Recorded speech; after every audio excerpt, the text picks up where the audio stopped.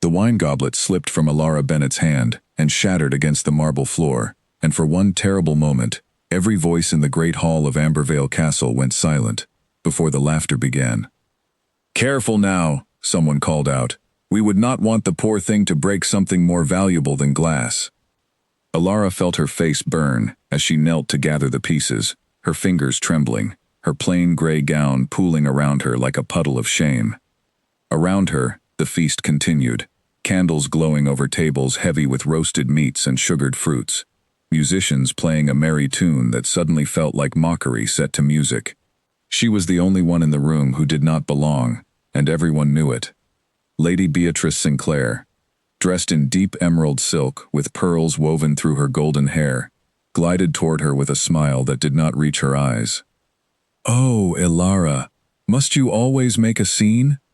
First you trip over your own feet during the dance, and now this. Perhaps you should have stayed home with your books, instead of embarrassing your poor father in front of the entire court." The nobles nearby chuckled, and Alara wanted nothing more than to disappear into the floor itself.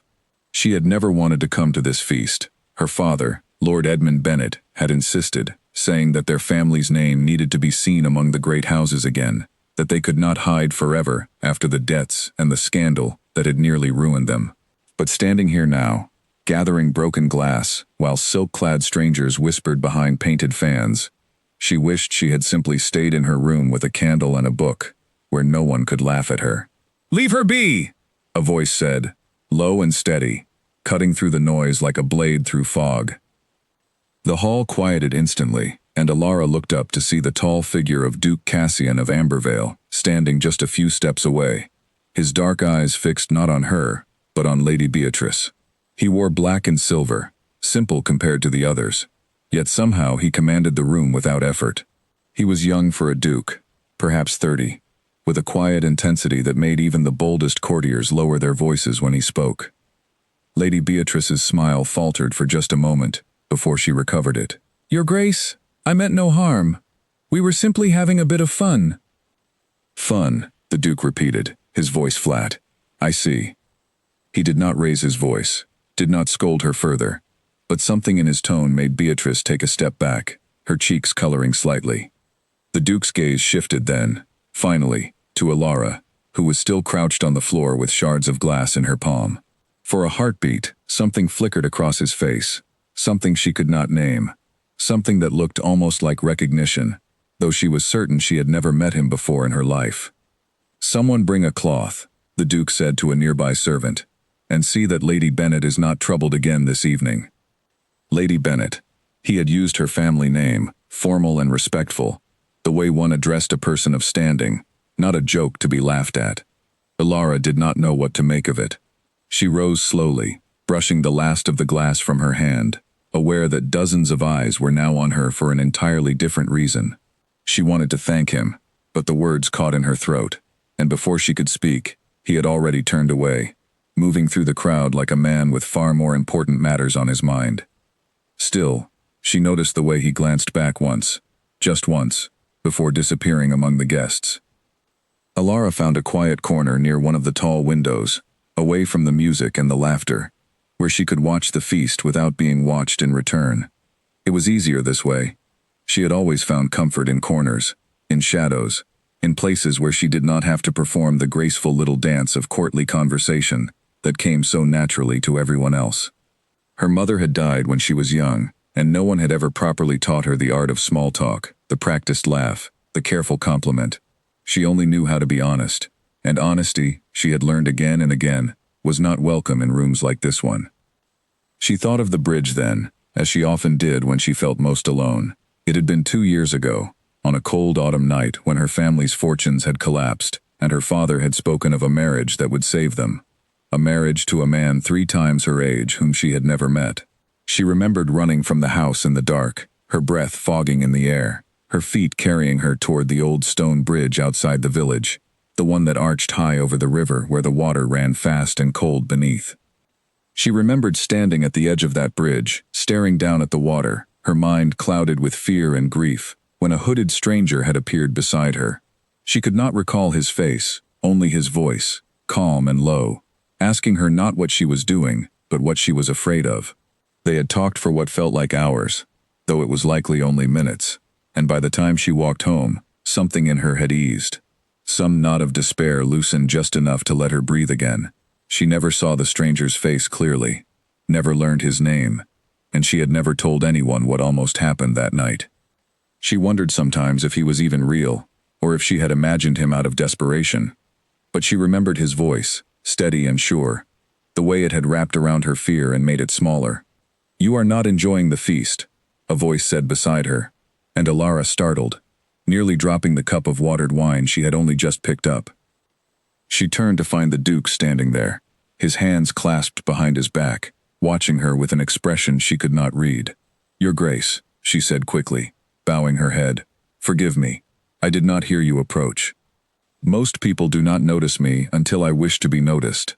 A faint smile touched his lips, gone as quickly as it appeared. "You did not answer my question." Alara hesitated, unsure how honest she was allowed to be with a man of his standing. "The feast is very fine, Your Grace. The music is lovely." "That is not what I asked." She looked up at him, surprised by his directness, and found herself answering before she could stop the words. "No, I am not enjoying it. I never do. Not really. I do not know how to be like them."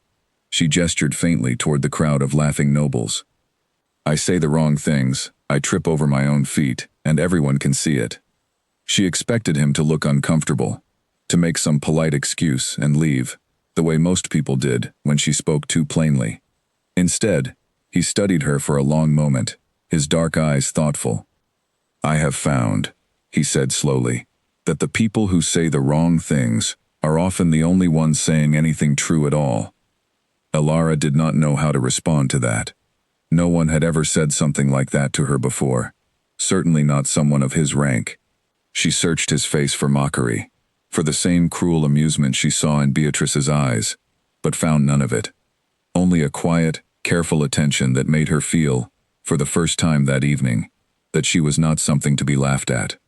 "Thank you," she finally said, "for earlier, with Lady Beatrice." "She forgets herself sometimes," the Duke said simply. "I dislike cruelty dressed up as wit." Before Alara could say more, a group of nobles approached, calling for the Duke's attention on some matter of the evening's entertainment, and he excused himself with a small bow, though his eyes lingered on her for just a moment longer than courtesy required. Alara watched him go, her heart beating strangely fast, though she told herself it was only the shock of the evening, the broken glass, the laughter, the unexpected kindness. She did not know that across the room, the Duke was thinking of a bridge, and a girl's voice in the darkness, asking him why he had stopped to speak to a stranger, who was thinking of ending everything. She did not know that he had spent 2 years wondering if she had survived that winter, if she had found some reason to keep living, and that tonight, watching her kneel on the floor gathering broken glass while others laughed, something in his chest had gone tight with a memory he had never fully let go. The feast continued long into the night. Alara remained mostly in her corner, watching the dancers spin beneath the chandeliers, watching Lady Beatrice hold court among a circle of admirers, watching the Duke move through the crowd with the practiced grace of a man born to command rooms he did not particularly enjoy being in. She caught him watching her twice more, brief glances that she told herself meant nothing, that a Duke surely had no reason to notice a girl like her beyond simple courtesy. Her father found her near midnight, his face flushed with wine and false cheer. "There you are. Come, come, you must meet Lord Whitfield. He has expressed an interest in—" "Please, father," Alara said quietly, "not tonight." Lord Edmund's smile faltered, replaced by the tired frustration she had seen so often since her mother's passing. "Alara, we do not have the luxury of your reluctance. You know our situation." She did know. She knew it better than he perhaps realized, the weight of debts and dwindling lands, the whispers among the servants when they thought she could not hear, the careful way her father counted coins that grew fewer each season. She knew that her discomfort, her awkwardness, her inability to charm a room, were failures in his eyes, failures that might cost their family everything. "I only need a moment," she said, and slipped away before he could argue further, moving toward the quiet garden just beyond the terrace doors, where the night air was cool, and the noise of the feast grew distant and muffled. She did not notice the Duke watching her leave. Nor did she notice him quietly excusing himself from his own conversation a few minutes later, moving with unhurried purpose toward the same terrace doors, as though something had pulled him there against his better judgment. The garden was lit by lanterns strung between the trees, casting soft golden light over stone paths and late autumn flowers. Alara walked slowly, breathing in the cool air, letting the tightness in her chest ease just slightly. She had always preferred gardens to ballrooms, silence to conversation, the company of her own thoughts to the company of people who found her strange. She did not hear the footsteps behind her until a voice spoke softly. "You seem to prefer the quiet." She turned, startled again, to find the Duke standing a respectful distance away, his hands still clasped behind his back, his expression unreadable in the lantern light. "Forgive me, Your Grace. I did not mean to wander so far from the feast." "There is nothing to forgive," he said again, the same words as before, and something about the repetition made her wonder if he said them often, to many people, or if they meant something different when directed at her. They stood in silence for a moment, the distant music drifting through the night air, and Alara found herself studying him properly for the first time. The sharp line of his jaw, the quiet stillness in the way he held himself, as though he were always listening for something others could not hear. "May I ask you something, Your Grace?" she said finally, surprising herself with her own boldness. "You may. Why did you help me tonight? You do not know me. I am no one of importance, and Lady Beatrice is well liked among the court." It would have been easier to say nothing. The Duke was quiet for a long moment, his gaze fixed on some point beyond her shoulder, as though weighing how much of the truth he wished to share. "Perhaps," he said slowly, "I dislike watching someone drown while everyone around them only laughs." The word drown settled strangely in Alara's chest. A small stone dropped into still water, sending ripples she could not quite explain.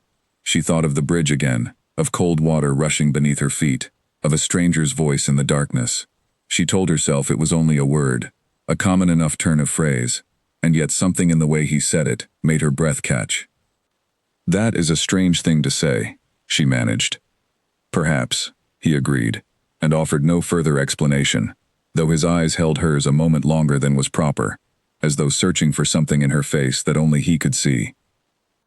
Somewhere behind them, the feast continued, laughter and music spilling into the night, but in the quiet of the garden, standing beneath the lantern light, Alara felt for the first time in longer than she could remember that someone was truly looking at her, and not simply looking through her to find something to mock. Neither of them spoke of it again that night, though the memory of the garden lingered between them like an unfinished sentence, a question neither was yet ready to ask aloud. Alara returned to the feast soon after, her father finding her within the hour, insisting once more on introductions she did not want to make.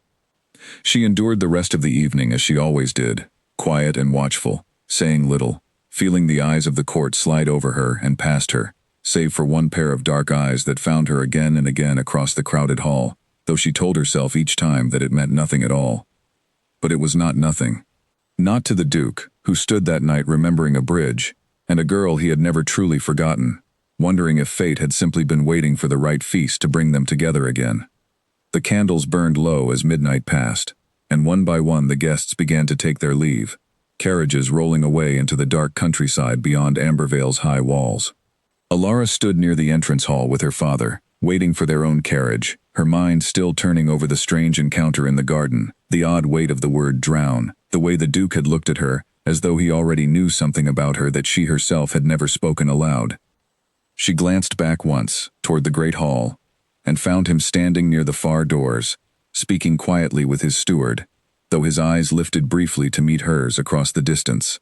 He did not smile, did not wave, only held her gaze for a long moment before returning to his conversation, and Alara felt a small, strange warmth settle in her chest, one she could not name, and was not yet ready to examine too closely. As the carriage pulled away from Ambervale Castle, rattling over the cobblestones into the cold night, Alara pressed her forehead against the window and watched the torchlit towers grow smaller behind her. She did not know why the Duke's words had unsettled her so deeply, why his mention of drowning had struck something so tender inside her chest, but she carried the feeling home with her, tucked away like a secret she did not yet understand, unaware that the man she had left behind was carrying a secret of his own, one that stretched back 2 years to a cold night on a stone bridge, and a girl whose voice he had never forgotten. 3 days after the feast, Ilara sat by the window of her family's modest manor, watching gray clouds gather over the hills, when a servant announced an unexpected visitor. She rose quickly, smoothing her plain wool dress, expecting perhaps a neighbor or a tradesman come to collect on her father's debts, as had become common in recent months. Instead, she found a liveried messenger standing in the hall, holding a sealed letter bearing the crest of Ambervale. Her hands trembled slightly as she broke the wax seal, unfolding the thick paper to find a short, formal note written in a firm, careful hand. The Duke requested her presence at Ambervale Castle the following week to discuss a matter concerning her late mother's family, a matter he described only as important and requiring her attention personally. Ilara read the letter 3 times, searching for some deeper meaning behind the careful words, but found nothing beyond what was written. Her father, when told, grew immediately excited, convinced this was some stroke of fortune that might restore their family's standing, perhaps a forgotten inheritance, or a favorable connection through her mother's side. Ilara felt only confusion, and beneath it, a small flutter of something she refused to name, remembering dark eyes watching her across a crowded hall, and a voice speaking of drowning in the quiet of a garden. The days before her visit passed slowly. Ilara found herself thinking often of the Duke, turning over their brief conversations in her mind, like stones she could not stop touching. She told herself it was simple curiosity, nothing more, yet she caught herself standing before her mirror longer than usual, wondering what a man like Cassian of Ambervale saw when he looked at her, whether it was truly kindness in his eyes or merely the practiced courtesy of a nobleman toward a lesser house. She thought, too, of the bridge, more often than she had allowed herself in a long while.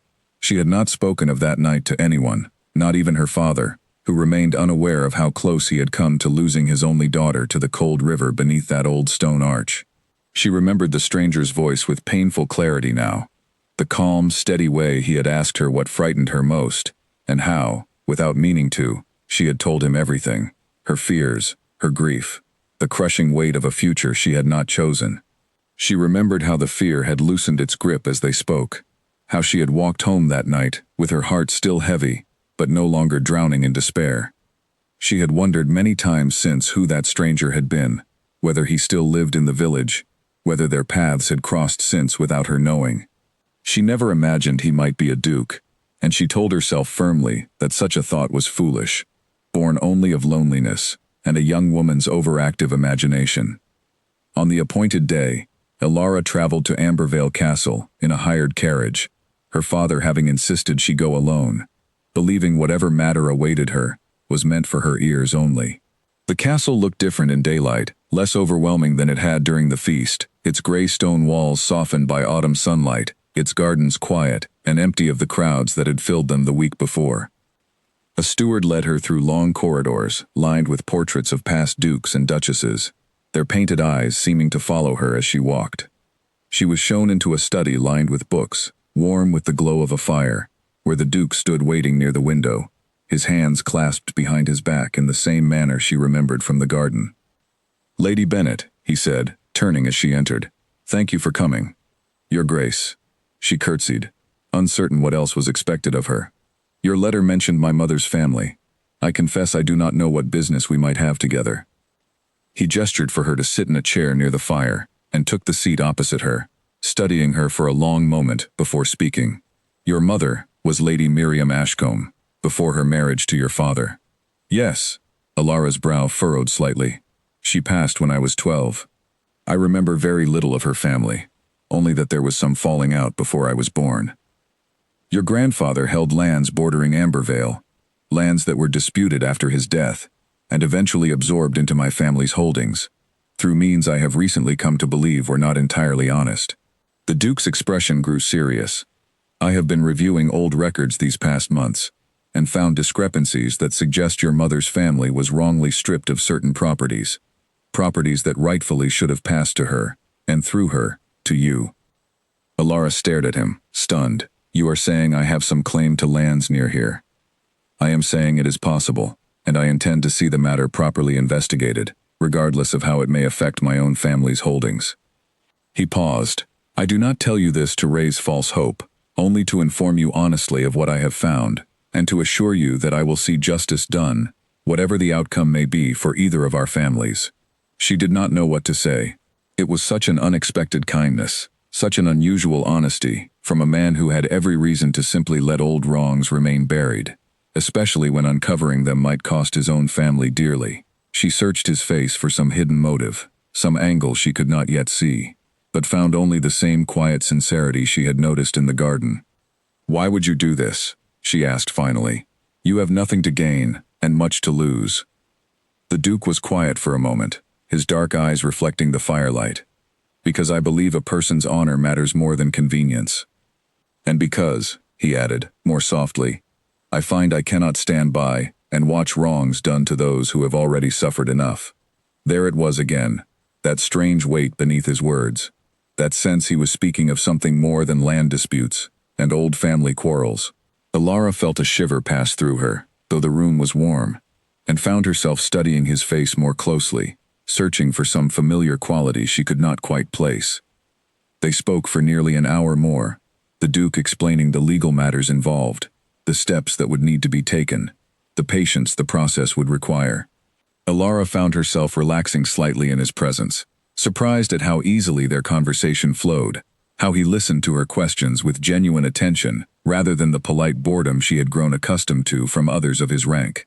He asked about her interests, and she found herself confessing her love of books, of quiet evenings spent reading by candlelight, of a curiosity about distant lands she had never seen and likely never would. You are not at all what the court believes you to be, the Duke observed at one point, and Alara felt her cheeks warm. They believe me awkward, strange, unfit for polite company. They believe wrongly. His voice was firm, almost sharp in its certainty. I have met many who can charm a room with empty words and practice smiles. It is rare to meet someone who speaks only truth, however plainly. Alara did not know how to respond to such directness, and found herself falling silent, though not uncomfortably so. The fire crackled softly between them, and for a moment, the weight of the world outside, the debts, the whispers, the mockery of the court, seemed very far away indeed. Before she left that afternoon, the Duke walked her to her waiting carriage himself, an unusual courtesy for a man of his standing. As she prepared to climb inside, he spoke again, his voice quieter than before. May I ask you something personal, Lady Bennet? She paused, one hand on the carriage door. You may. 2 years ago, in autumn, did something difficult happen to you? Near a river, perhaps, or a bridge? Alara's breath caught in her throat. She stared at him, her mind racing, searching his face for some explanation of how he could possibly know such a thing, something she had never spoken of to another living soul. How could you know that? She whispered. The Duke's expression grew troubled, almost pained, as though he were wrestling with some difficult decision. I am not certain yet, he said carefully, but I believe there may be more between us than either of us has realized. I would ask that you allow me time to be certain, before I say more. I do not wish to speak carelessly of something so important. Alara wanted to press him further, wanted answers immediately, but something in his expression, the careful weight of his words, made her nod instead, trusting that he was not toying with her, that whatever he suspected mattered too much to him to speak of lightly. I will wait, she said softly, for as long as you need. He helped her into the carriage, his hand steady beneath hers, and as the vehicle pulled away down the long drive, Alara pressed her fingers against the cool glass of the window, her mind spinning with questions she could not yet answer, and a strange, fragile hope beginning to take root in her chest, though she dared not name it fully. Not yet, not until she understood what secret the Duke of Ambervale was so carefully guarding. That evening, alone in his study, long after her carriage had disappeared down the winding road, Cassian sat before the fire with an old, worn cloak draped across his lap, the very one he had worn that cold autumn night 2 years past, when he had wandered restlessly from his own troubles, and found a girl standing at the edge of a stone bridge, staring down into rushing water, with despair written plainly across her face. He had never forgotten her voice, soft and broken, speaking truths she likely believed she would never share with anyone. He had never forgotten how she had thanked him, quietly, before disappearing into the darkness, leaving him with only the memory of her voice, and a promise to himself that he would find her again one day, though fate had taken its time in granting that wish. Now, sitting with the proof in his hands, the small handkerchief she had dropped that night and he had kept ever since, embroidered with the initials E.B. in careful, delicate stitching, he knew beyond doubt who she was. The question that remained was not whether to tell her, but how, and when, and whether she would forgive him for staying silent as long as he had. Word of Alara's visit to Ambervale Castle spread through the county faster than she could have imagined, twisted and reshaped by every mouth that carried it, until by the time it reached Lady Beatrice Sinclair's ears, it had become something scandalous and strange. Beatrice sat in her family's parlor, sipping tea with two of her closest companions, her expression tightening with every word her maid reported from the servants' gossip below stairs. "They say the Duke summoned her personally," the maid whispered, clearly enjoying the attention her news commanded. "Alone, in his private study, for over an hour." "Alone," Beatrice repeated, setting down her teacup with more force than necessary. And what business could the Duke possibly have with that clumsy little nobody? No one had an answer, and the not knowing gnawed at Beatrice far more than any answer could have. She had spent years cultivating the Duke's attention, subtle glances across ballrooms, carefully arranged conversations at gatherings, small gifts sent under the guise of friendship. She had believed, with the confidence of a woman accustomed to getting what she wanted, that it was only a matter of time before Cassian of Ambervale saw her as more than a pleasant acquaintance. The thought that Alara Bennet, awkward and plain and utterly unremarkable, might somehow have captured his interest instead, was not merely disappointing to Beatrice. It was unthinkable. "There must be some explanation," one of her companions offered. "Perhaps it concerns her father's debts. The Duke is known to involve himself in such matters when it suits him." "Perhaps," Beatrice said slowly, though her mind was already turning toward less charitable possibilities. She thought of the feast, of the Duke's sharp words when she had mocked Alara before the entire court, the way his dark eyes had held a warning she had not expected. She had told herself since that it meant nothing, that he simply disliked cruelty as a matter of principle, the way any well-bred nobleman might. But now, with this new information settling uncomfortably in her chest, she began to wonder if there was something more personal behind his intervention. She decided, before the tea had even cooled in her cup, that she would find out precisely what business connected the Duke of Ambervale to Alara Bennet, and that whatever it was, she would see it undone before it threatened her own carefully laid plans. Meanwhile, at Ambervale Castle, Cassian sat in his study long into the evening, the worn handkerchief still resting on the desk before him, its careful embroidery, a quiet, insistent reminder of a promise he had never spoken aloud, but had carried within himself for 2 long years. He thought back often to that autumn night, to the way the girl's voice had trembled as she spoke of a marriage she dreaded, a future she felt powerless to escape, a grief for her mother that had never properly healed.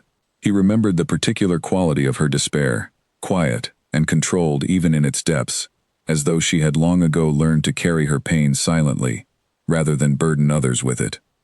He had been troubled himself that night, wrestling with matters of his own, a recent loss within his family, and the weight of responsibilities he had not yet grown fully accustomed to bearing.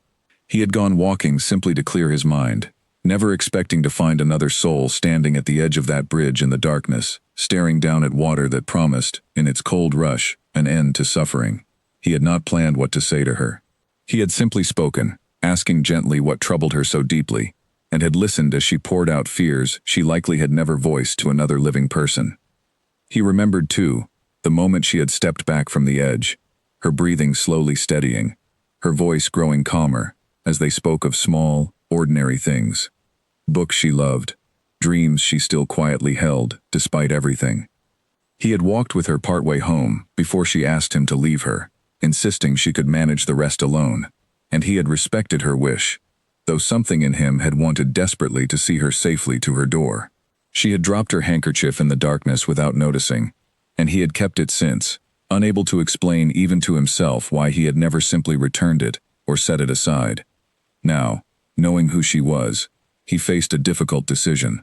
Should he tell her immediately, risk overwhelming her with a truth that connected their pasts in ways she could not have anticipated? Or should he wait, allow their acquaintance to deepen naturally, and choose a moment when she might receive such news without feeling betrayed by his silence? He was still turning the question over in his mind when his steward, Gideon, entered the study, carrying a stack of papers related to the land dispute Elara's family had raised. "Your Grace, I have found additional records," Gideon said, setting the documents on the desk. "It appears the discrepancies run deeper than we initially believed. Lord Bennet's late wife's family was indeed wronged, quite deliberately, by your late uncle's dealings some 20 years past. Falsified boundary surveys, Your Grace, and forged signatures on several transfer documents. It seems your uncle took advantage of a period of chaos following Lord Ashcombe's death, when the family had no capable heir immediately present to contest the claims." The weight of this news settled heavily on Cassian's shoulders. It was one matter to correct an honest mistake, but quite another to acknowledge that his own family had knowingly participated in defrauding another house of its rightful lands. He thought of Elara, of the quiet dignity with which she had endured mockery at the feast, of the honesty in her voice when she spoke of her family's struggles, and felt a fierce determination settle within him to see the wrong made right, regardless of the cost to his own family's reputation. "We will proceed with full transparency," he said firmly. "Draft the necessary documents to begin restoring the properties in question, and prepare a formal account of the original fraud for Lord Bennet's review. I want this handled honestly, Gideon, whatever the consequences." Gideon nodded, though his expression remained thoughtful. "May I speak candidly, Your Grace?" "You may. The court will talk. Restoring lands taken by your own family, admitting to fraud committed by a Duke of Ambervale, however long past, will invite scrutiny, and perhaps ridicule. There are those who will say you act out of some personal interest in Lady Bennet rather than genuine justice." Cassian's expression did not waver. "Let them say what they wish. I would rather be thought foolish for honesty than respected for silence that protects a lie." Gideon bowed slightly, recognizing the firm set of his master's jaw as one that would not be moved by further argument, and left to begin the necessary preparations, while Cassian remained alone with his thoughts, the handkerchief still resting on the desk, a small, quiet witness to a promise he intended fully to keep. Days later, Elara received a second letter from Ambervale, this one requesting her father's presence alongside her own, to discuss formally the matter of the disputed lands. Lord Edmund read the letter with growing excitement, already imagining the family's fortunes restored, their debts settled, their standing among the court renewed. Elara felt a more complicated tangle of emotions, hope mingling uneasily with confusion over the Duke's earlier question about the bridge, a question he had not yet returned to answer. She thought of him often in the days that followed, wondering what connection he suspected between them, turning over every detail of that autumn night in her memory, searching for some clue she might have missed. She remembered the stranger's voice most clearly, steady and calm, utterly without judgment, and found herself wondering, with a flutter of something she could not quite name, whether that voice and the Duke's might somehow be one and the same. She dismissed the thought each time it arose, telling herself it was too fantastical, too convenient a coincidence to be true. Dukes did not wander alone at night to comfort strangers on bridges. Surely such kindness belonged to ordinary people, not to men of great title and greater responsibility. And yet, each time she recalled the particular gentleness in Cassian's voice when he had asked his careful question, she found the doubt harder to maintain.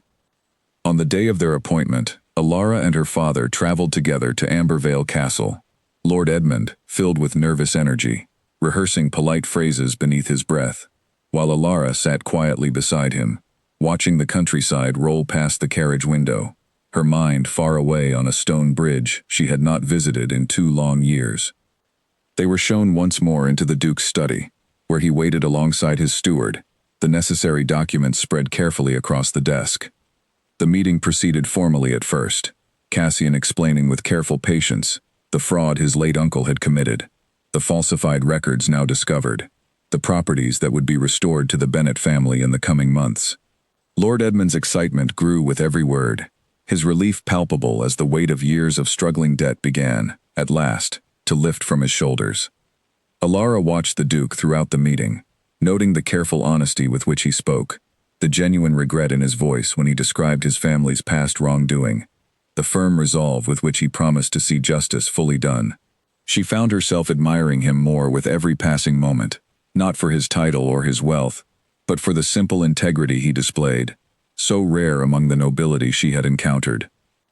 When the formal matters concluded, and Lord Edmund excused himself to review certain documents with Gideon in an adjoining room, Ilara found herself alone once more with the Duke, the fire crackling softly in the hearth beside them. "Your Grace," she said quietly, "you asked me something, when last I visited." "About the bridge." Cassian's expression grew serious, and he rose from his desk, moving to stand near the window, his back partially turned to her, as though gathering courage for what he was about to say. "I did," he acknowledged.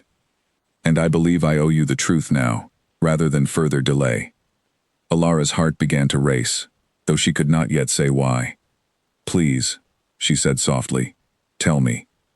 He turned to face her then, his dark eyes holding hers with an intensity that made her breath catch in her throat. "2 years ago, on a cold autumn night, I was walking near the river outside your village, troubled by matters of my own, when I came upon a young woman, standing at the edge of an old stone bridge, staring into the water below." Ilara's hand rose slowly to cover her mouth, understanding beginning to dawn, even before he finished speaking.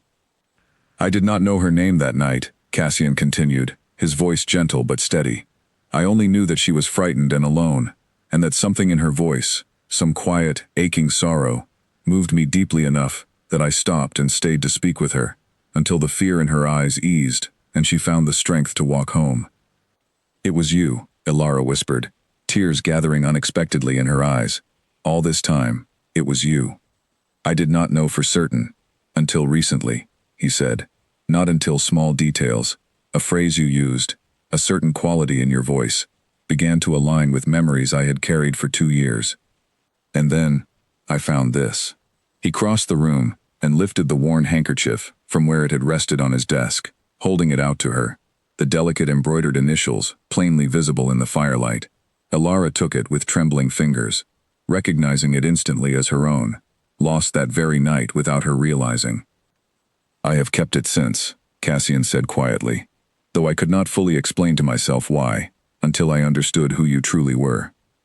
Ilara stared at the handkerchief in her hands, then up at the Duke, 1,000 emotions rising within her all at once, gratitude and disbelief, and a fragile, trembling hope she scarcely dared to acknowledge.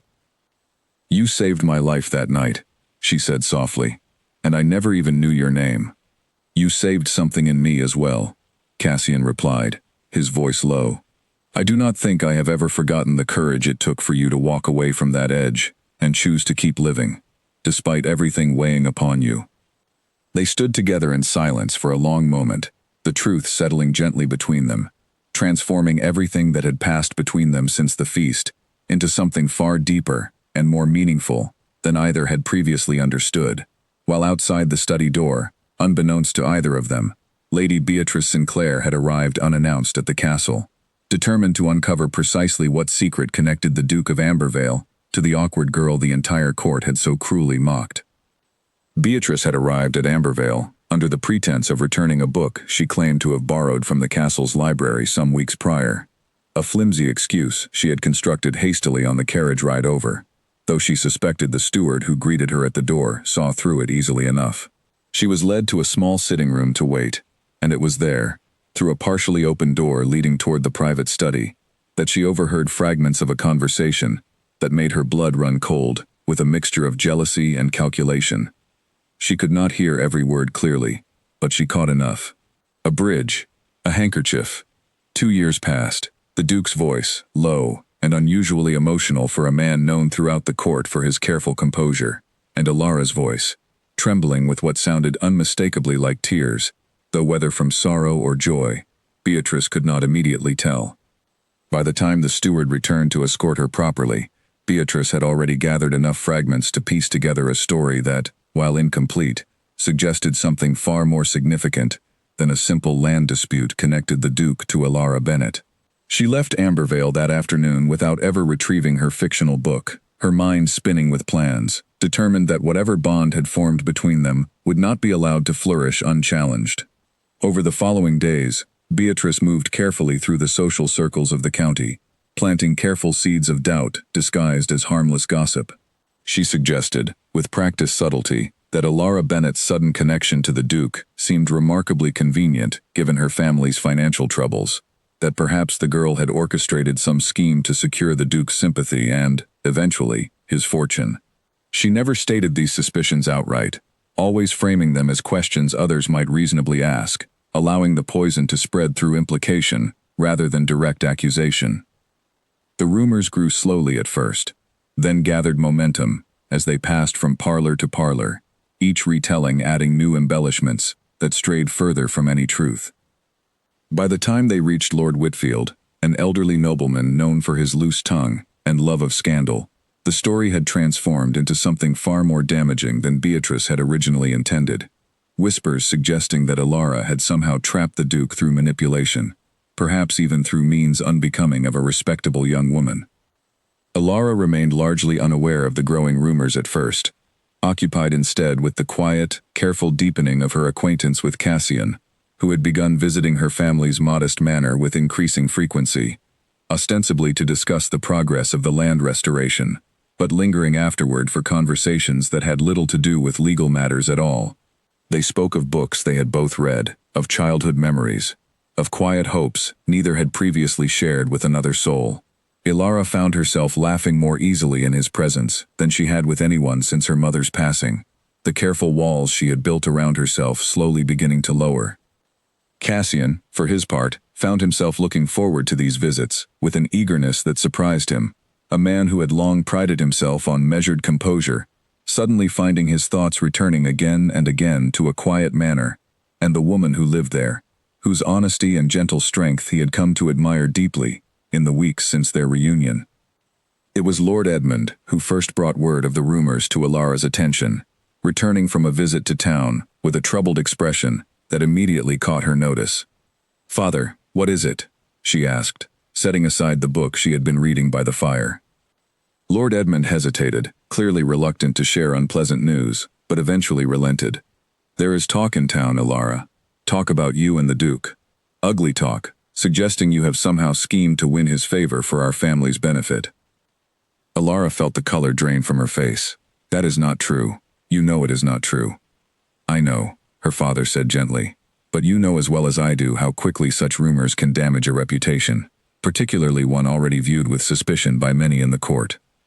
If this reaches the Duke's ears in the wrong way, framed by those who wish to see your connection to him ended, it could cause considerable harm, to you and to him both."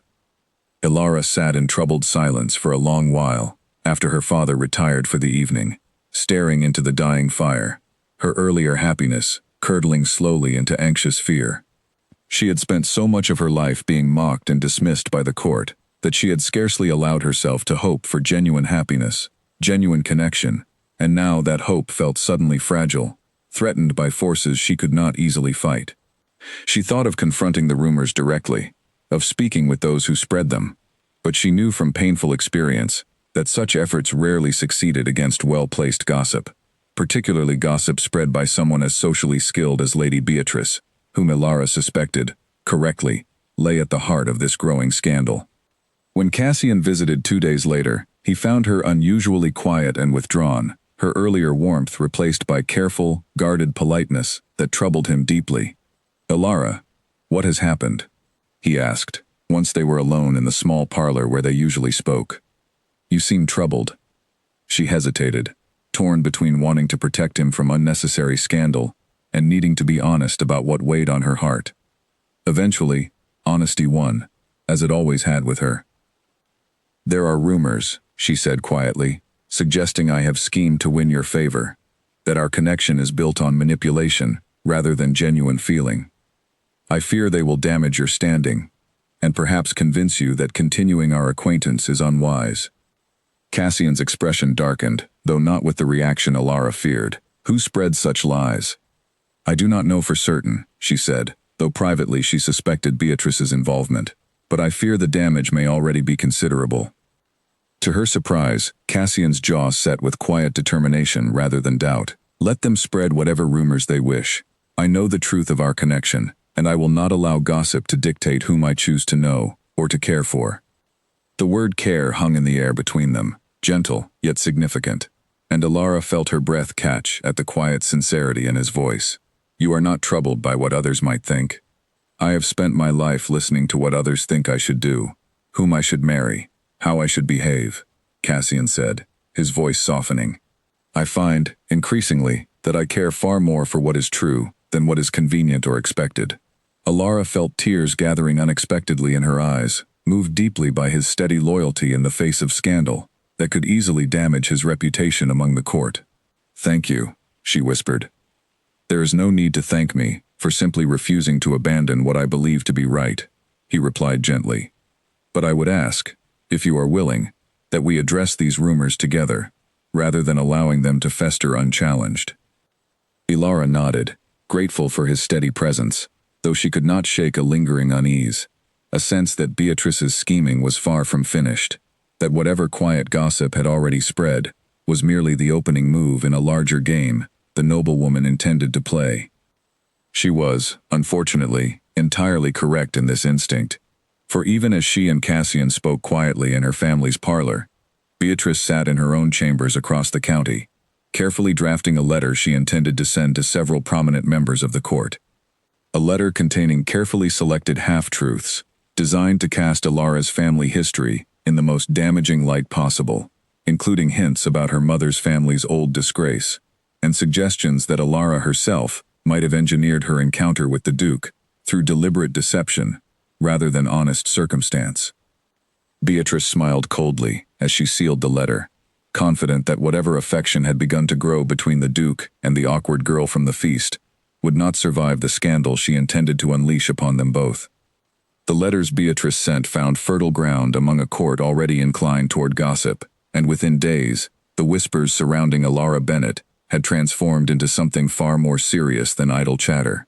What had begun as vague suggestions of ambition now carried sharper accusations that Alara's mother's family had been disgraced for reasons more scandalous than simple financial ruin, that Alara herself had orchestrated her meetings with the Duke through calculated deception, perhaps even suggesting she had followed him deliberately that autumn night 2 years past, rather than the truth of a chance encounter born from shared despair.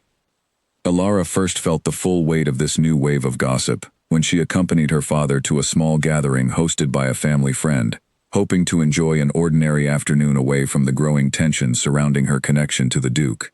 Instead, she found conversations halting awkwardly as she entered rooms, sidelong glances following her movements, whispers behind fans that no longer bothered to hide their cruel amusement quite as carefully as before. Perhaps she planned it all along, she overheard one woman murmur to another, not quite quietly enough. Waiting at that bridge, knowing the Duke often walked that path in the evenings. Alara's chest tightened painfully at the unfairness of the accusation, the twisting of what had been genuine despair into some calculated scheme. She wanted desperately to correct the record, to explain the truth of that night, the real fear and grief that had driven her to the bridge's edge. But she knew such explanations would only fuel further gossip, further scrutiny into a night she had never wished to share publicly at all. She endured the gathering as best she could, offering polite, careful responses to pointed questions, though she left feeling thoroughly exhausted, her earlier fragile happiness now buried beneath a growing dread of what further damage the rumors might cause. Cassian, upon learning the scope of what Beatrice had orchestrated, felt a fury he rarely allowed himself to express so openly. He summoned Beatrice to Ambervale directly, foregoing the usual pleasantries of formal invitation, his patience for her scheming entirely exhausted. Beatrice arrived expecting perhaps a delicate confrontation she could navigate with her usual charm, but found instead a Duke whose composure had hardened into something cold and unyielding. You have spread deliberate falsehoods about Lady Bennett's character and her family's history, Cassian said without preamble, once they were alone in his study. I would know why. Beatrice attempted her practiced smile, though it faltered slightly under his unrelenting gaze. Your Grace, I have only shared what others already whispered. Surely, you cannot hold me responsible for the natural curiosity of the court regarding your sudden, unexplained connection to a girl of such little standing. I know precisely what you have done.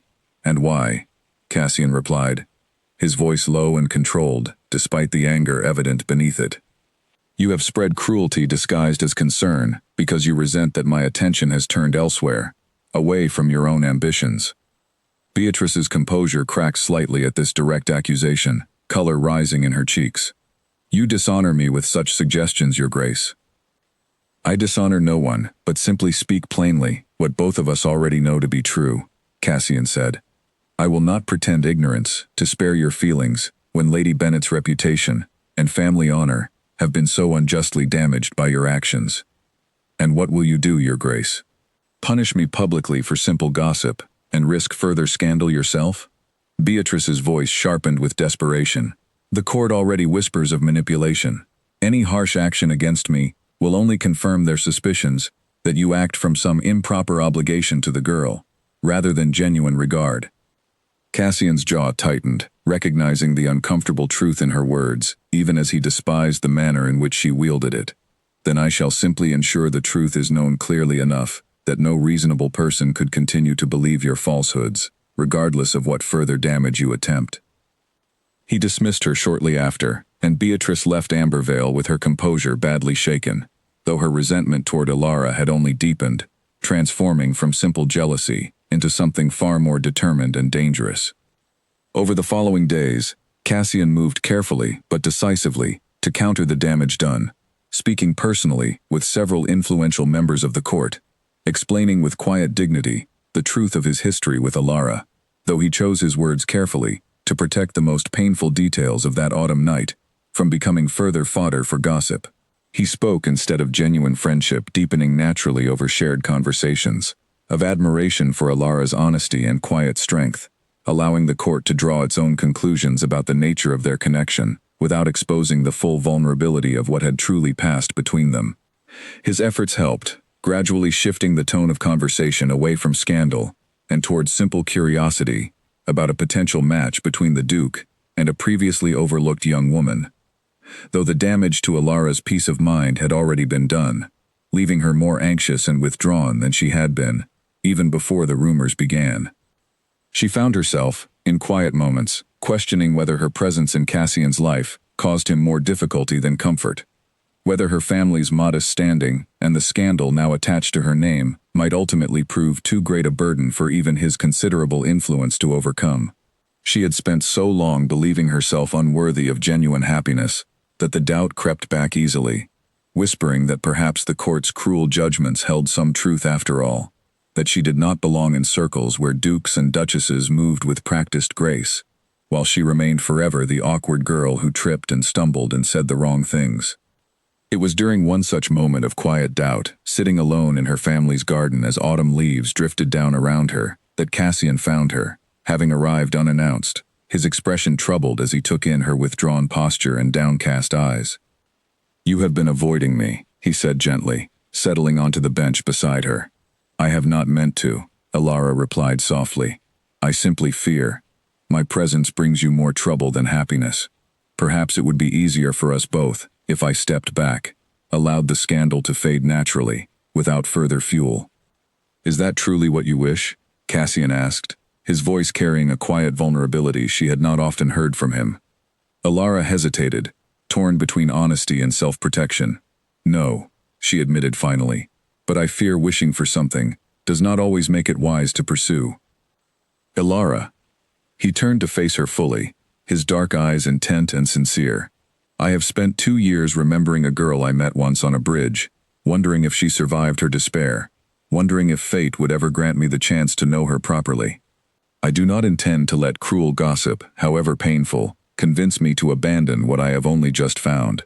Unless you yourself wish it, I will not step back from you. Tears gathered in Alara's eyes at his steady declaration, the fear that had gripped her chest for days beginning slowly to loosen. I do not wish it, she whispered. I only feared you might come to regret your loyalty. I regret nothing where you are concerned, Cassian said firmly, taking her hand gently in his own. Whatever difficulties lie ahead, I would rather face them beside you than retreat into comfortable solitude without you. They sat together in the quiet garden as the afternoon light faded, the weight of scandal and gossip momentarily forgotten in the simple comfort of shared understanding, though neither knew that Beatrice, having failed in her attempts to separate them through rumor alone, had already begun planning something far more drastic, a scheme intended not merely to damage Alara's reputation, but to destroy it entirely, and with it, any hope of a future she might share with the Duke of Ambervale. Beatrice's new scheme took shape over several careful weeks, built upon a foundation of genuine information, twisted deliberately into something far more damaging than the truth allowed. She had learned, through a servant she had quietly bribed within the Bennett household, the exact details of Alara's near tragedy at the bridge 2 years prior, information Alara had believed entirely private, shared only with the stranger who had comforted her that night. Armed with this knowledge, Beatrice began constructing a story designed to destroy, rather than merely damage, one suggesting that Alara had not simply stood at the bridge in a moment of despair, but had attempted something far more serious, a deliberate act that respectable society viewed with a mixture of pity and deep social stigma, one that would forever mark her as unstable, unsuitable for marriage into any respectable family, let alone one as significant as Ambervale. She approached Lord Whitfield once more, knowing his loose tongue would carry the story efficiently through the court, framing her revelation with careful, false concern. "I share this only because I fear for the Duke's welfare," Beatrice said, her expression arranged into practiced sorrow. "It troubles me deeply to think he might commit himself to a woman whose history suggests such instability, such fragility of mind. Surely a duke's wife must possess strength and composure, befitting her position." Lord Whitfield, delighted by such scandalous information, promised discretion he had no genuine intention of maintaining, and within days, the story had spread through the court with devastating speed, growing more distorted with each retelling, until it bore only passing resemblance to the truth, painting Alara as a woman of dangerous instability, whose very presence might bring shame upon any family connected to her. Alara learned of this new, far crueler wave of gossip from her father, who arrived home one evening, looking as though he had aged years in a single afternoon, having heard the whispered story from several acquaintances, who seemed almost eager to share such scandalous news with him directly. "They are saying," Lord Edmund said, his voice trembling with barely controlled anger and grief, "that you attempted something terrible at the bridge, that night 2 years ago. They speak of it as though it were established fact, discussed openly, as though your privacy and your suffering meant nothing at all." Alara felt as though the floor had opened beneath her, the private pain she had carried silently for so long, suddenly exposed and twisted before the entire court, transformed into gossip and spectacle, rather than treated with the compassion such genuine suffering deserved. "Father," she whispered, tears streaming freely down her face, "I never meant for you to learn of that night in such a manner. I should have told you myself, long ago." Lord Edmund's anger softened slightly at the sight of his daughter's evident distress, though his own pain remained plain upon his face. "Alara, why did you never tell me you suffered so deeply? I knew you struggled after your mother's passing, and I know the marriage I once proposed weighed heavily upon you, but I never imagined you had come so close to such despair." "I did not wish to burden you further," Alara said softly.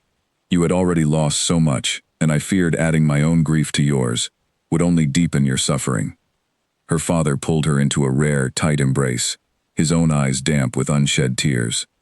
"You are my daughter, Alara. Your suffering is never a burden I would refuse to carry alongside you." Despite this tender reconciliation between father and daughter, the damage among the wider court could not be so easily mended. Alara found herself increasingly isolated in the days that followed. Invitations to gatherings quietly withdrawn, acquaintances who had once offered polite, if distant, courtesy now avoiding her presence entirely, as though her supposed instability might somehow prove contagious. Cassian, learning of this cruel new development, felt a fury deeper than any he had experienced in recent memory, recognizing immediately the violation involved in exposing something so deeply private, something Alara had trusted to remain between them alone, twisted now into public spectacle for the court's cruel amusement. He confronted Beatrice once more, this time before several witnesses at a gathering neither had initially expected the other to attend, his anger barely contained beneath a surface of icy control. "You have taken something private and painful," he said, his voice carrying clearly enough for those nearby to hear, "and transformed it into cruel spectacle for your own petty satisfaction. I would know how you learned such details, details known only to Lady Bennet and myself." The room fell silent at his direct accusation, several guests exchanging startled glances at the implication contained within his words, that the Duke himself had been present at whatever incident the rumors described. Beatrice, caught unprepared by his direct confrontation before witnesses, attempted to maintain her composure, though her voice wavered slightly. "I merely shared concerns others already whispered, Your Grace. I cannot be held responsible for how the court chooses to interpret such information." "You cannot be held responsible," Cassian repeated, his voice sharp with barely restrained contempt, "for deliberately seeking out private information through bribery of servants, then twisting that information into falsehoods designed specifically to destroy a young woman's reputation and peace of mind? I think, Lady Sinclair, the court would find such an explanation difficult to accept once the full truth of your actions becomes known." Beatrice paled visibly, recognizing the implicit threat within his words, the suggestion that he possessed evidence of her bribery and deliberate manipulation, evidence he could expose publicly if she continued her campaign against Alara. "What do you want from me?" she asked quietly, her earlier confidence entirely gone. "I want you to cease this cruelty immediately," Cassian said, "and I want the court to hear, from your own lips, that the story you have spread contains falsehoods designed to harm, rather than genuine concern for anyone's welfare." Beatrice's jaw clenched with humiliation at the demand, recognizing she had little choice but to comply, given the alternative of public exposure for her own dishonest scheming. She offered a stiff, reluctant retraction before the gathered witnesses, admitting that certain details of her earlier claims had been exaggerated beyond what she could properly substantiate, though she stopped short of a full confession of her deliberate manipulation. It was not a complete victory, the damage to Alara's reputation, not entirely undone by Beatrice's grudging retraction, but it slowed the momentum of the scandal considerably, allowing space for calmer, more measured conversation to gradually replace the earlier cruel speculation. Alara, learning of Cassian's public defense of her honor, felt a complicated mixture of gratitude and lingering vulnerability, moved deeply by his willingness to confront scandal directly on her behalf, yet troubled still by how thoroughly her private pain had been exposed before the entire court, regardless of how the story had eventually been corrected. She sat that evening in her family's garden once more, the same bench where Cassian had comforted her weeks before, staring up at a sky scattered with early evening stars, wondering whether she would ever truly escape the shadow of that autumn night, or whether it would forever mark her in the eyes of a court that seemed endlessly eager to judge and mock rather than understand. It was there that Cassian found her again, having ridden directly from Ambervale the moment his business at the gathering concluded, his expression carrying a mixture of concern and quiet determination that Alara had come to recognize as distinctly his own. "I am sorry," he said simply, settling beside her on the bench. "I should have anticipated Beatrice's cruelty might extend this far, and taken greater care to protect what you had trusted me with." "It is not your fault," Alara said softly, though her voice carried the weight of recent tears. "You could not have known she would go to such lengths." "Perhaps not," Cassian acknowledged, "but I find myself wondering now whether continuing to associate with me only exposes you to further cruelty of this kind, rather than protecting you from it as I had hoped." Alara turned to look at him fully, surprised by the vulnerability evident in his usually composed features. "Are you suggesting we should part ways, to spare me further scandal?" "I am asking," Cassian said carefully, "whether that is what you wish, given everything this connection between us has already cost you." Alara considered the question seriously, weighing the pain of recent weeks against the quiet comfort and genuine understanding she had found in Cassian's company, comfort and understanding she had rarely experienced from anyone else in her life. "I have spent most of my life being mocked and dismissed," she said finally, "long before I ever met you, Your Grace. The court's cruelty is not new to me, only perhaps more visible now than before. But what is new, what I have found only since meeting you again, is someone who sees me clearly, who values honesty over performance, who treats my pain as something worthy of protection, rather than amusement. I do not wish to lose that, however much scandal it may bring. Cassian's expression softened, with evident relief, and something deeper still, a tenderness he rarely allowed himself to display so openly. "Then we shall face whatever comes together," he said quietly, "and I promise you, Alara, that whatever schemes Beatrice or anyone else attempts against us, I will not allow them to succeed in driving us apart."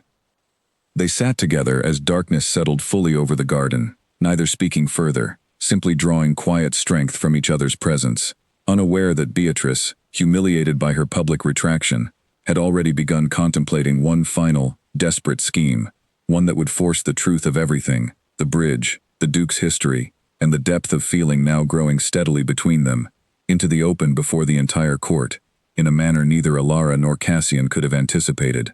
Beatrice, humiliated before witnesses and increasingly desperate to salvage her standing within the court, decided upon a final, drastic course of action, one she believed would either restore her reputation entirely or destroy Alara's connection to the Duke, beyond any possibility of recovery. She learned, through careful inquiry, that Ambervale intended to host a grand autumn gathering within the fortnight, a formal event meant to celebrate the harvest season and gather much of the county's nobility beneath one roof. She resolved to use this occasion for her final scheme, one calculated to force a public confrontation that she believed would work entirely in her favor. She approached Lord Edmund Bennet directly, under the guise of extending an olive branch after recent tensions, suggesting privately that she wished to make amends by hosting a small gathering of her own beforehand, where she and Alara might reconcile before the larger autumn celebration. Lord Edmund, eager for any opportunity to smooth over the recent scandal and restore peace to his daughter's difficult social standing, encouraged Alara to accept the invitation, believing it a genuine gesture of goodwill. Alara, though wary given recent events, ultimately agreed, hoping perhaps that some resolution might indeed be possible, some path toward peace that would allow her to move forward, without the constant shadow of scandal following her every step. She arrived at Beatrice's family estate on the appointed afternoon, finding a modest gathering of perhaps a dozen guests assembled in the drawing room, including several individuals who had been instrumental in spreading the earlier cruel rumors about her past. Alara felt her earlier optimism falter slightly at the sight of familiar, unfriendly faces, though she maintained her composure, determined not to give Beatrice further ammunition through visible distress. The gathering proceeded with careful, strained politeness for the better part of an hour, conversation skirting carefully around recent scandal, until Beatrice, with the practiced timing of someone who had planned every moment carefully in advance, raised her voice slightly to address the room as a whole. "I believe," Beatrice said, her tone deceptively pleasant, "that we have all perhaps been too hasty in our judgments regarding Lady Bennet's history. Would you not agree, Alara, that the truth of what happened at that bridge deserves to be properly understood, rather than left to speculation and rumor?" Alara felt a cold dread settle in her stomach, recognizing immediately that Beatrice intended to force some further revelation before the assembled guests, though she could not yet guess the precise shape of the trap being laid. "I have already stated," Alara replied carefully, "that the story spread through the court contained significant exaggeration and falsehood." "Of course," Beatrice agreed smoothly, "but perhaps it would put such rumors to rest entirely, if you shared the true account yourself, before witnesses who could then correct any future misunderstanding with confidence, having heard the matter directly from you." Several guests murmured agreement, and Alara recognized the trap now fully formed around her, understanding that whatever she said or refused to say would be reported and reinterpreted regardless of her wishes, that Beatrice had constructed a situation from which there existed no truly safe path forward. Before she could formulate a response, however, the drawing room doors opened unexpectedly, and Cassian himself entered, having apparently learned of the gathering, and arrived, uninvited but entirely unwilling to allow Alara to face such a confrontation without his support. "Lady Sinclair," he said, his voice carrying the same cold authority Alara had witnessed at their earlier confrontation, "I find it curious that you would press Lady Bennet to discuss private matters before an audience clearly assembled with the express purpose of further scrutinizing her character." Beatrice's composure flickered, clearly unsettled by his unexpected arrival, though she recovered quickly. "Your Grace, we merely wish to offer Lady Bennet the opportunity to correct any misunderstanding directly. rather than allowing further speculation to continue unchecked. "Then allow me to correct any misunderstanding myself," Cassian said, moving to stand beside Alara, his presence steady and protective, "since I possess more direct knowledge of that night than anyone else present, save Lady Bennet herself." The room fell utterly silent, every eye now fixed upon the Duke with rapt attention, and Alara felt her heart racing, uncertain what he intended to reveal, though she trusted him completely, having already witnessed his fierce loyalty in her defense. "2 years ago," Cassian began, his voice steady and clear, "I was myself troubled deeply by personal matters, walking alone one autumn evening, near the river outside the Bennet family's village, when I came upon a young woman standing at the edge of an old stone bridge, clearly in the grip of profound grief and despair." Murmurs rippled through the assembled guests, several exchanging startled glances at this unexpected revelation. "I did not know her name that night," Cassian continued, "only that she carried a sorrow heavy enough to bring her to that bridge's edge, contemplating an escape from pain she felt she could not otherwise survive. I spoke with her, listened to her fears, and remained until I was certain she would walk safely home, carrying with her at least a small measure of hope restored." He paused, his gaze sweeping deliberately across the assembled faces, before returning to rest gently upon Alara, whose eyes had filled with unexpected tears at hearing him speak so openly of a night she had believed would remain forever private. "That young woman," Cassian said, his voice softening with evident tenderness, "was Alara Bennet, though I did not learn her identity until many months later, through circumstances that reunited us here in this county. I share this now, not to satisfy idle curiosity, but because I believe genuine courage deserves recognition, rather than cruel judgment. It takes tremendous strength to stand at such an edge, and choose, despite overwhelming despair, to walk away and continue living. I have admired that courage since the moment I witnessed it, and I admire it still today." The room remained silent for a long moment, the weight of his words settling heavily among guests who had, until this moment, treated Alara's private suffering as mere scandal and spectacle, rather than genuine human struggle deserving compassion. Several faces showed visible shame at their earlier participation in spreading such cruel gossip, understanding now more fully the depth of pain their careless words had touched upon. Beatrice, standing frozen amid the stunned silence, found her carefully constructed trap had entirely backfired, the Duke's public account transforming what she had hoped would be humiliating exposure into something closer to quiet reverence for Alara's resilience, while simultaneously revealing the depth of genuine connection between the Duke and the woman she had hoped to destroy. "Your Grace," Beatrice managed finally, her voice considerably less confident than before, "I had not realized the full circumstances of that night. I apologize if my questions caused Lady Bennet further distress." "Your apology," Cassian said coldly, "would carry more weight had it come before your deliberate scheming caused such distress in the first place, rather than after your plan has clearly failed to achieve its intended purpose." He turned then to Alara, his expression softening considerably as he addressed her directly, seemingly unconcerned by the audience still watching with rapt attention. "Alara, I am sorry that circumstances forced this revelation, before you were perhaps ready to share it so publicly. But I could not stand silent and allow further cruelty toward something I consider not shame, but courage." Alara, moved beyond words by his public defense, could only nod, tears now falling freely, despite her best efforts at composure, though for the first time since the scandal had begun, they felt less like tears of pain, and more like tears of overwhelming relief and gratitude.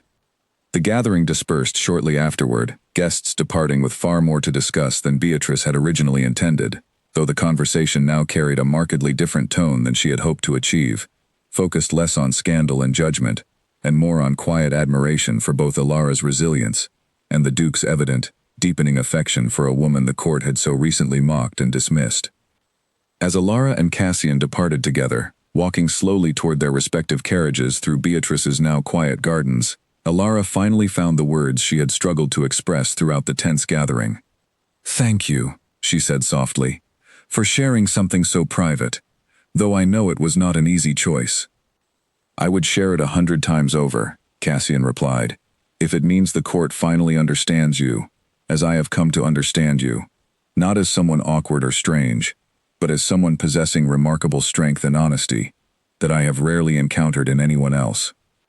They paused beside her family's carriage, the autumn evening settling softly around them, and for a long moment neither spoke, simply standing together in comfortable silence, the weight of recent scandal beginning finally to lift from Ilara's shoulders, replaced by a quiet, growing certainty that whatever challenges still lay ahead, she would not face them alone. In the days that followed Beatrice's failed scheme, the atmosphere of the county shifted noticeably, whispers of scandal gradually replaced by softer, more admiring conversation regarding the quiet romance blossoming between the Duke of Ambervale and Ilara Bennett. Invitations that had once been quietly withdrawn began reappearing, though Ilara accepted them now with far greater confidence than before, no longer burdened by the same crushing fear of judgment that had once made every social gathering feel like a battlefield she was destined to lose. Cassian's visits to the Bennett household became a regular and welcome part of Ilara's days, their conversations deepening steadily as autumn gave way to the first frosts of early winter. They spoke often of the bridge, no longer as a source of shame or secrecy, but as the strange, quiet beginning of something neither had fully understood at the time, a chance encounter between two troubled souls that fate had patiently woven back together across 2 years and countless miles. Lord Edmund, watching his daughter's growing happiness with evident relief, found himself increasingly fond of the young duke, whose genuine care for Ilara's well-being extended well beyond mere social advantage or the settling of old land disputes. The properties once wrongfully taken from Ilara's mother's family were formally restored during this period, a quiet legal ceremony conducted with far less fanfare than the scandal that had surrounded their family in previous weeks, though the restoration brought welcome relief to their long-strained finances. Beatrice, for her part, found her own, standing within the court, considerably diminished following the public revelation of her scheming. Several former allies distancing themselves from her company once the full extent of her manipulation became more widely understood. She retreated from the county for a time, her ambitions toward the Duke's affection thoroughly and publicly extinguished, leaving Ilara and Cassian free to continue building their connection without further deliberate interference. It was on a clear winter evening, nearly 3 months after their initial reunion at the ill-fated feast, that Cassian invited Ilara to walk with him through Ambervale's gardens, now bare of autumn's colorful leaves but beautiful still in their quiet, frost-covered stillness. They walked slowly along familiar paths, the same garden where he had first told her he disliked cruelty dressed as wit, where months later he had revealed the truth of the bridge and the handkerchief he had carried faithfully for 2 years. "Do you remember?" Cassian said softly as they paused beside a small stone fountain, now still and frozen in the winter cold. "The first thing I ever said to you in this garden?" Ilara smiled, the memory clear and precious in her mind. "You said you disliked watching someone drown while everyone around them only laughed. I did not fully understand then how deeply those words would come to mean something between us," Cassian said, turning to face her fully, his dark eyes soft with an emotion Ilara had come to recognize clearly as genuine, steady love. "I have thought often, these past months, of how strange and wonderful it is that a single night of shared despair on a lonely bridge could eventually lead us here, to this garden, to this moment." Ilara felt her heart swelling with quiet joy, though she remained silent, sensing that Cassian had more he wished to say. "Ilara Bennett," he continued, reaching gently for her hand, "you have taught me that true strength often looks nothing like what the court expects, that honesty and quiet courage matter far more than practiced charm or polished performance. I do not wish merely to continue our acquaintance, or even simply our courtship. I wish to build a life alongside you, one where you never again need fear being mocked or dismissed, where your voice and your truth are valued exactly as they deserve to be." He knelt then, in the frost-covered garden, producing a small ring that caught what little evening light remained, its simple design elegant rather than ostentatious, much like the man offering it.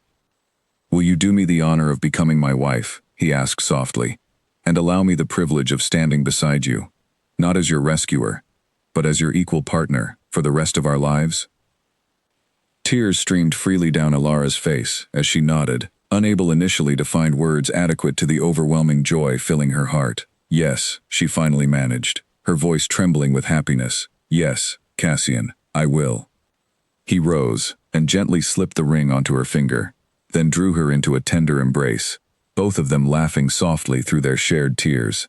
The weight of past scandal and mockery, finally, fully lifted from Ilara's shoulders, replaced by a future filled with genuine partnership and quiet, steady love.